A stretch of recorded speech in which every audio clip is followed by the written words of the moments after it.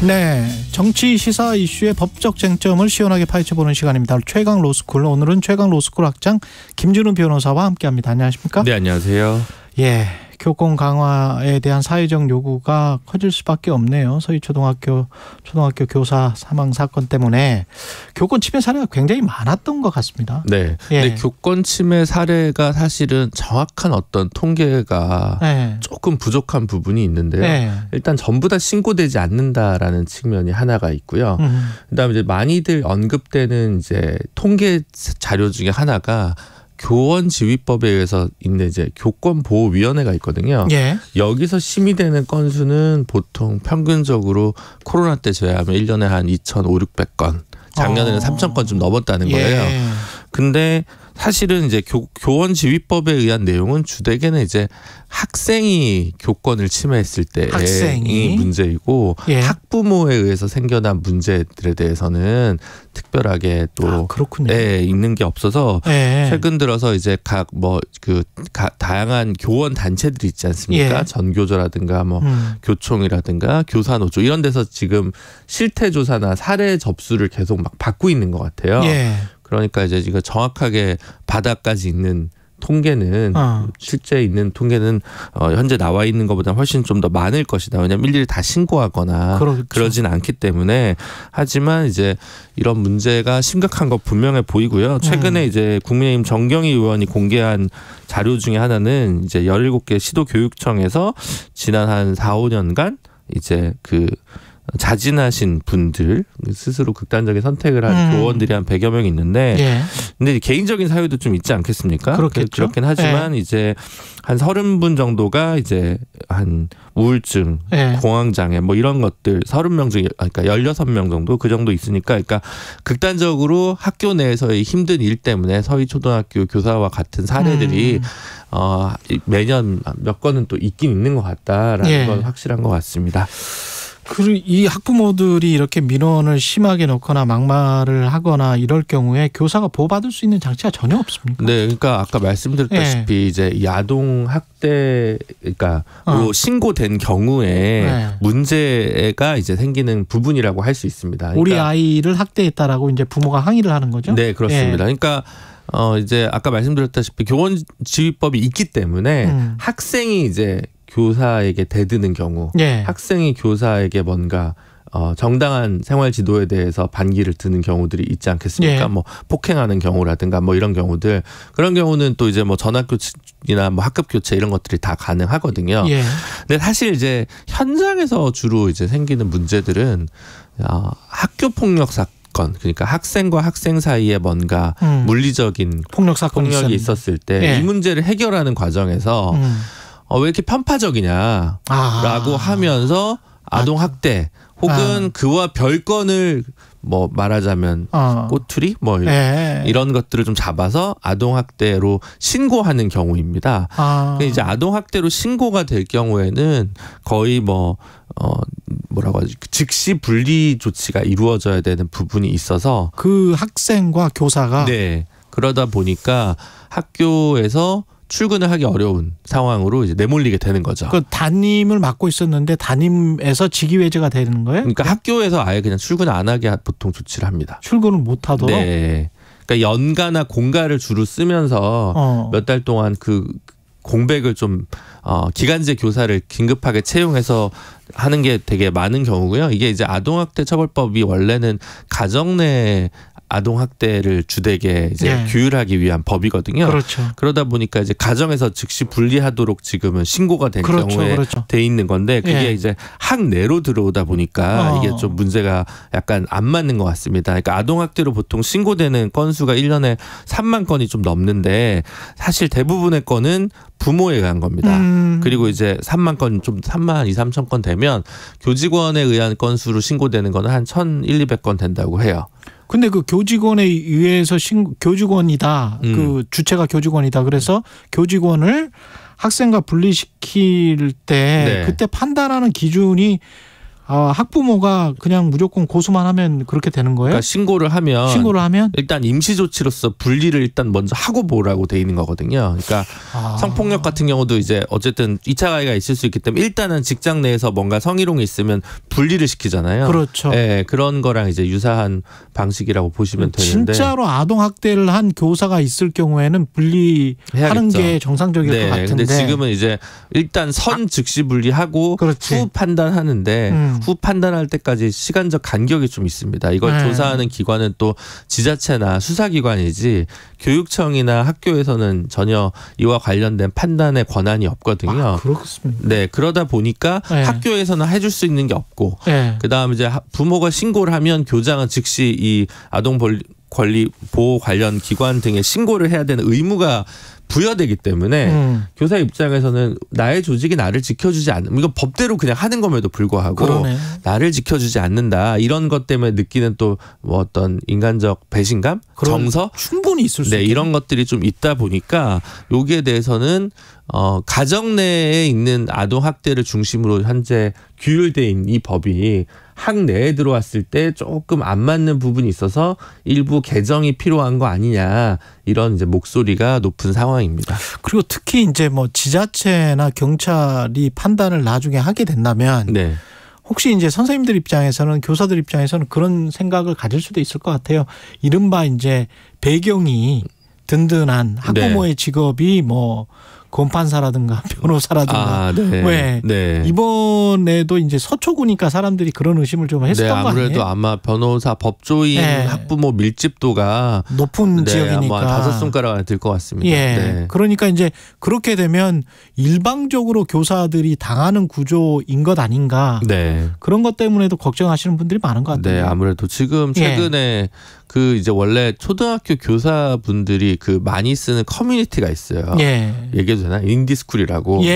여기서 이제 발의가 돼서 지금 몇만 명이 집회에 나오는 거잖아요. 그래서 그게 아주 뜨거운 열기를 보면 사실 뭔가 제도 개선이 불필요하다라고 생각하시는 분들은 없을 것 같습니다. 뭘 어떻게 바꿔야 될까요? 근데 이게 너무 과잉돼서 정치권에서 많이 나가도 문제인 거라고 생각하거든요. 그럴 것 같아요.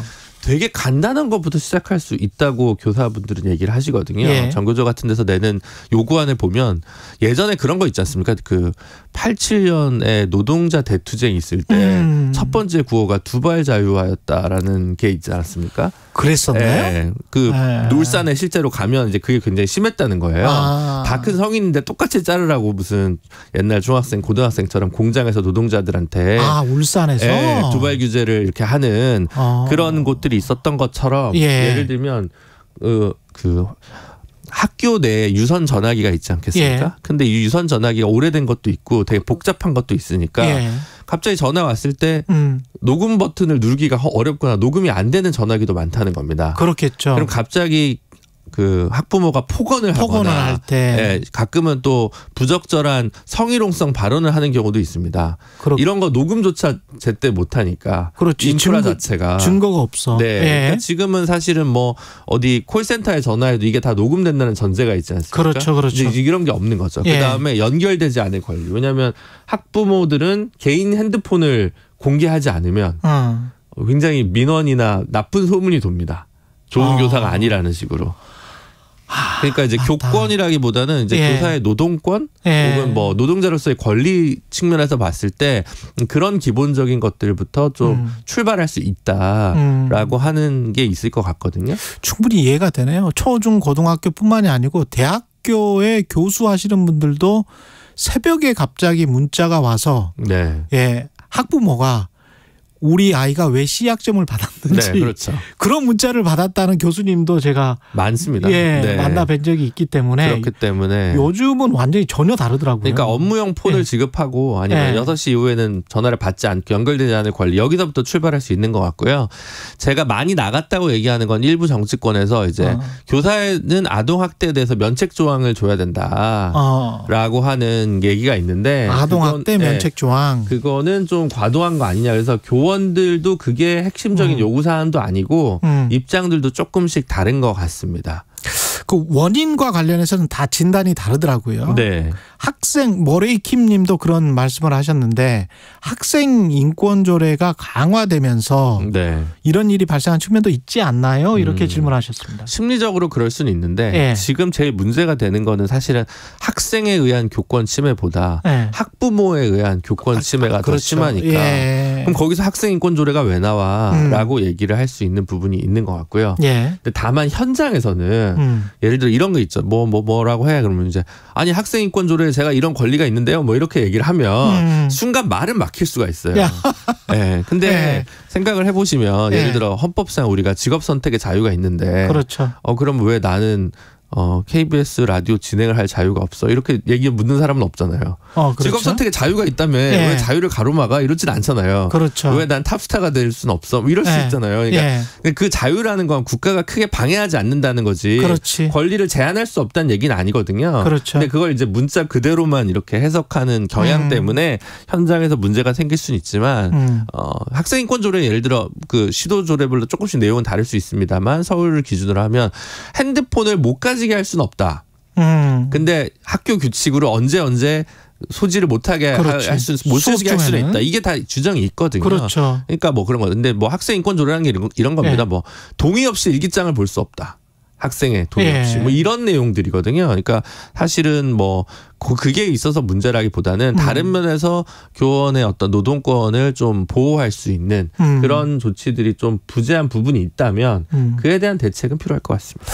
지금 박향님이 과거 이야기를 하셨는데 예전엔 교권이 너무 강해 폭력적인 교사도 많았고 촌지 주려고 선생님께 줄 서는 것도 흔한 풍경이었는데 세상이 많이 달라졌네요. 네. 진짜 많이 달라졌습니다. 그렇죠. 예. 저도 뭐 사실 뭐 체벌 많이 받으면서 저 역시 컸는데. 체벌 많이 받은 세대입니다. 네. 그러다 보니까 법이 좀 못 따라가는 부분이 있다라는 지적은 있을 수 있고 그러니까 법은 늘 개정되는 거 아니겠습니까? 그래서 사실은 작년 12월에 생활지도권이 이제 원래는 교장한테만 있었는데 일선 교원에게도 부여하고 그리고 학생은 다른 학생의 인권 및 다른 교사의 인권을 침해해서는 안 된다라는 게 초중등 교육법에 또 개정이 됐습니다. 네. 부모의 그 훈육의 책임이 1차적이고 그다음에 학교가 2차적인 것 같은데 우리는 자꾸 뭔가를 좀 떠넘기는 것 같다는 그런 생각도 좀 들고요. 네. 예, 부모들이. 그러니까 시스템을 강조하다 보니까 공적 시스템에서 모든 걸 해결할 수 있다라는 환상이 가끔 부여되는데 법과 제도의 문제가 아니고 문화의 문제인 것 같기도 하고. 그런 부분도 없잖아요. 있겠죠. 아무래도 그렇죠. 개인의 책임도 필요한 부분이 있는데 국가와 공동체의 책임만으로 모든 것을 치환해서도 곤란하지 않냐. 그러니까요. 예, 그런 균형 감각이 좀 필요한데 그리고 너무 이제 학교를 약간 그 교사나 학교를 소비자의 입장에서 좀 서비스 기관처럼 좀 보는 것도 적절한 것 같지는 않습니다. 알겠습니다. 예, 과거에 막 패는 교사님들도 나빴지만 지금 갑질하는 학부모님들도 나쁩니다. 예, 여기까지 최강 로스쿨 김진우 변호사였습니다. 고맙습니다. 감사합니다. 예. 이 시각 출근길 교통정보입니다. 8월의 첫 출근길인데요. 휴가철이라 평소보다 교통량이 적습니다. 다만 돌발 상황 때문에 어려워진 곳들이 있는데요. 서울은 내부순환도로입니다. 연희램프에서 성수 분기점 쪽 진입이 안 되고 있습니다. 고장난 차가 있어서니까 참고해서 운행하시고요. 현재 내부순환 성수 분기점 방향 본선상의 소통은 원활합니다. 경부고속도로 서울 쪽은 안성 휴게소에서 남사 쪽으로 막히는데요. 여기는 사고가 있던 영향입니다. 이후로 쭉 수월하다가 양재에서 반포 쪽으로 정체가 이어집니다. 서해안고속도로 서울 방향 광명역에서 금천 쪽으로 정체고요. 목포 쪽의 소통은 쭉 원활합니다. KBS 교통정보센터에서 이현입니다.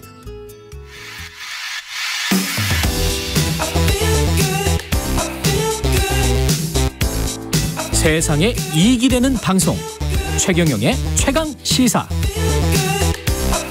네, 지난해 행안부 경찰국 신설에 반대해서 전국 총경회의를 주도했던 분입니다. 그리고 징계를 받았었죠. 류사명 총경이 어제 경찰의 자존심을 지키겠다면서 사직서를 제출했습니다. 본인 입장 직접 들어보겠습니다. 안녕하세요. 안녕하세요. 유삼영 정의입니다. 안녕하시냐고 제가 여쭤보는 게 좀 죄송하네요. 사직서를 제출하신 분한테.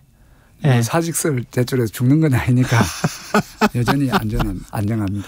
예, 바로 그 사직서는 받고 어떻게 수리가 된 겁니까? 아니면 지금 어떤 상황이신가요? 접수증을 받아왔고요. 접수증을 받았다. 이제 예. 혹시 이제 그 수사 받아서 파면될 사람들이 혹시 사직서를 내는가 싶어서 검찰과 감사원 이런 데 조회를 해서 회신 받는데 한 3주 정도 기간이 소요됩니다. 아, 나 파면할 사람은 아니지. 뭐 이거 회신 확인하는 거죠. 확인했고 어떤 범법 사항을 저지른 거는 아니다. 맞습니다. 예. 그런데 이제 사직을 하셨는데 사직을 하신 이유는 뭐죠? 그냥 충분히 총경으로도 총경은 지금 정확히 어디게 112 상황팀장으로 전보되신 거잖아요. 예. 그 계실 수도 있을 것 같고 안 계실 수도 있을 것 같은데 조금 모욕스러우셨습니까? 예, 그런 것도 있고요. 예. 잠깐만 보복을 계속하지 않습니까? 지난 2월에 보복했다고 제가 한번 말씀드린 적이 있습니다. 예. 경찰서장 회의 참석한 사람을 지금 1년에 걸쳐서 2차례에 걸쳐서 예. 이런 강등성 인사발령을 남발을 하고 있죠. 강등성 인사발령. 그만해라. 예. 제가 이제 결자니까 제가 해지하겠다. 그래서 제가 사표 낼 테니까 더 이상의 보복을 하지 말고. 다른 사람들. 예. 그랬는데 계속했다.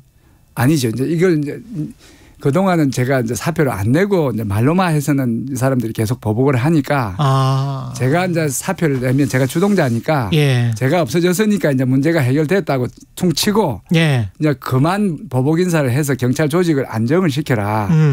경찰의 인사는 경찰 조직을 운영하는 아주 핵심적인 건데 그렇죠. 이 인사를 합리적인 기준에 의해서 하지 않고 보복적인 기준에서 하는 거는 조직의 안정성을 해치고 국민을 불안하게 하니까 이제 고마해라. 내가 나갈게 하는 이런 뜻도 포함이 됐죠. 예. 경찰 조직이 지금 굉장히 불안정합니까? 그렇습니다. 예. 어떤 측면에서? 그러니까 경찰청이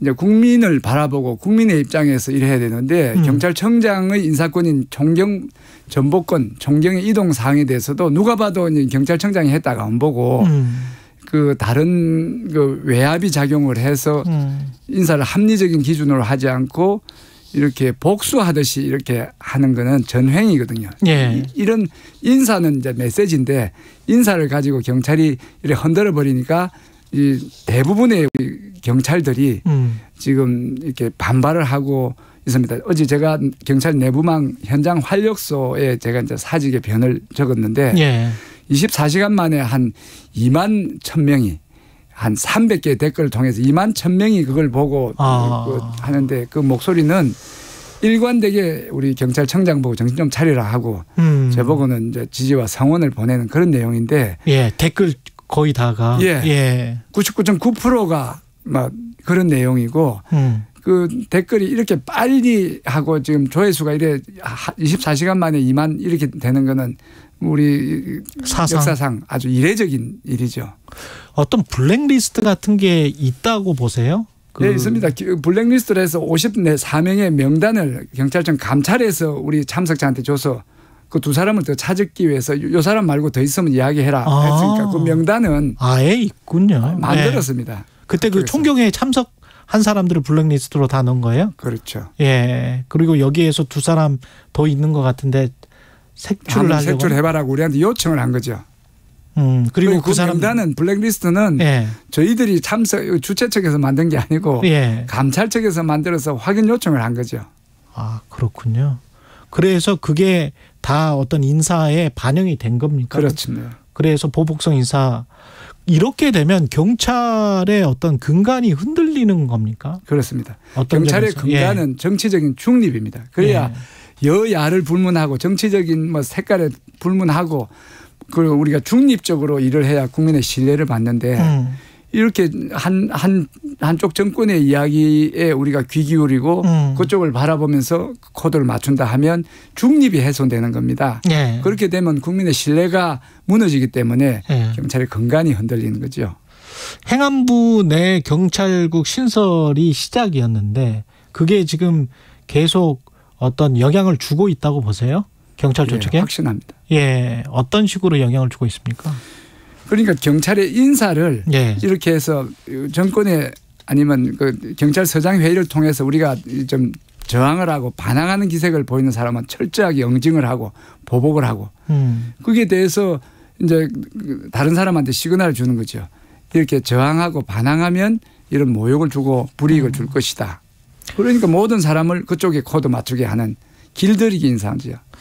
윤희군 청장한테 뭐 사직서를 내셨기 때문에 지금이라도 어떻게 좀 해줬으면 좋겠다 이런 말씀. 그래서 했습니다. 예. 제가 경찰 내부망의 사직의 변에 우리 경찰들한테는 정권은 유한하고 국민은 무한하니까 이 국민을 바라보고 이렇게 국민 위주의 행정을 해라 이렇게 했고 경찰청장한테는 간곡히 호소드린다면서 이제 저희 사직을 끝으로 이제 보복은 끝내고 이 외압으로부터 이 경찰을 보호하는 청장 본연의 임무에 좀 충실해 주길 바란다. 예. 이렇게 이야기를 했습니다. 지금 법무부 최근에 그 검찰 수사권을 많이 되돌리려고 하잖아요. 예.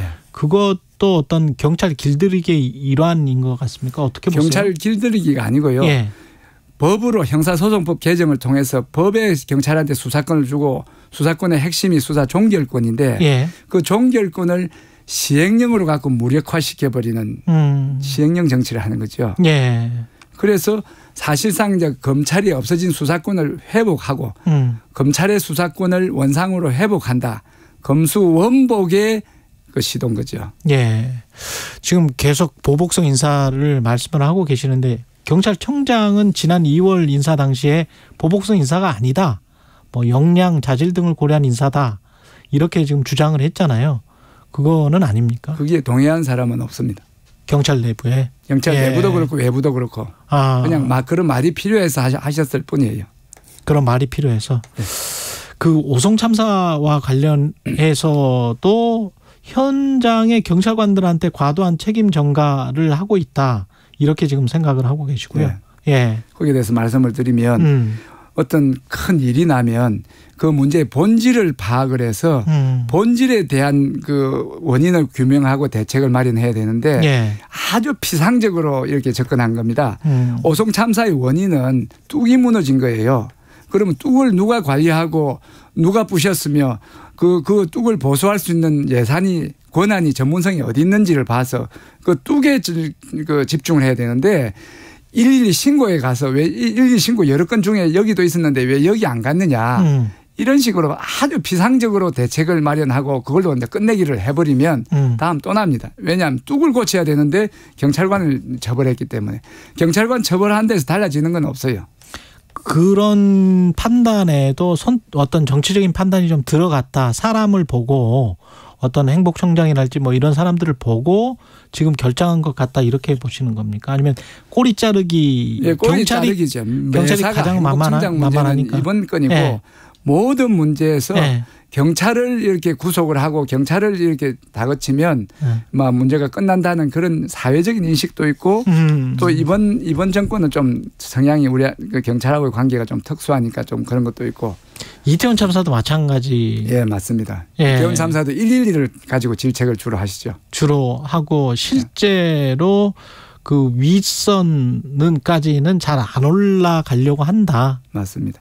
예. 경찰이 책임지는 이유는 경찰법에 경찰은 국민의 생명과 재산을 보호하게 돼 있는 그 임무 때문에 그런데 그 각 개별법에 보면 하천 그 영조물을 관리하고 하천을 관리하는 그런 특별법으로 된 그 사람들이 책임을 먼저 지고 총론적인 책임을 지는 경찰은 뒤에 가야 되는데 예. 모든 거를 우리 법에 보면 특별법 우선 있습니다. 예. 특별한 법이 있으면 그 사람이 그 법이 우선적으로 적용이 되는 건데 책임도 똑같아야 되죠.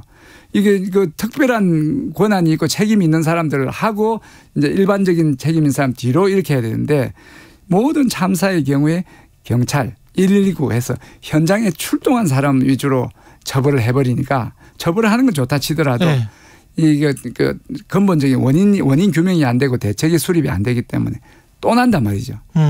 그게 문제입니다. 현장이나 일선에 있는 경찰들에게만 책임을 묻는 구조를 어떻게 개선해야 될까요? 그러니까 그 어떤 일을 보면 예. 그 근본이 뭐냐. 방금 오송 참사의 경우에는 뚝이 무너진 게 근본이기 때문에 뚝에 집중을 해야 되는데 어디입니까? 궁평 이 지하차도에 112 신고가 한 번 있었는데 왜 안 갔느냐. 그거에만 이런 건 아주 비상적이기 때문에 안 해도 되는 걸 우선적으로 하고 그걸 위주로 하니까 뚝이 왜 무너지고 뚝 관리를 누가 했고 뚝을 누구 부서가 공사를 했는지 거기에 더 집중을 하셔야 되는 거죠. 단편적인 것들로 해서 일선 책임자한테 일단 떠넘기고 그 종합적으로 봐야 될 사안들은 제대로 보지 못하고 있다. 그렇습니다. 이런 말씀이시네요. 이 언론 인터뷰에서도 그런 말씀하셨던데 정치는 하실 계획은 지금 없어요. 총선 때문에 나간다 이런 어떤 의심이나 뭐 이런 거 혹시 받으시지는 않으셨어요? 총선이 지금 많이 남은 상황이고 제가 나가는 상황이 객관적으로 납득이 되지 않으세요? 그거 지금 왜 나간지 사직. 아니 저는 뭐 충분히 납득됩니다. 그런데 모든 걸 그래 끼워 맞춰서 보면 그래 보일 수도 있는데 그까지 제가 어떻게 답변할 필요가 없다. 성경에 뭐 그런 말씀이 있죠. 돼지 눈에는 돼지만 보인다. 그럴 수가 있죠. 너무 이제 다 정치적으로만 생각을 하니까. 총경님은 그 순수하게 경찰을 제대로 좀 살리기 위해서 상징적으로 지금 사직서를 내시는 맞습니다. 거고. 앞으로의 계획 한 20초 30초 남았습니다. 지금 제가 제가 경험한 일에 대해서 기록을 하고 있는데 책으로서 상세하게 지금 방송이나 언론은 아주 짧게 이렇게 할 수밖에 없는데 그래서 그 경찰국이 무슨 문제가 있고 경찰서장이 어떤 역할을 했고 경찰의 인식이 이제 어떻게 됐으면 좋겠고 하는 그런 부분에 대한 제 소회를 적은 책을 이제 준비하고 있고 또 유튜브라는 아주 효율적인 방법이 있는데 거기를 활용을 해서 경찰이나 시민의 인권 문제에 대한 제 경험을 전달하고자 하겠습니다. 류삼영 총경이었습니다. 전국적으로 무더위가 계속되고 있습니다. 폭염은 열사병, 열경련 등의 온열 질환을 유발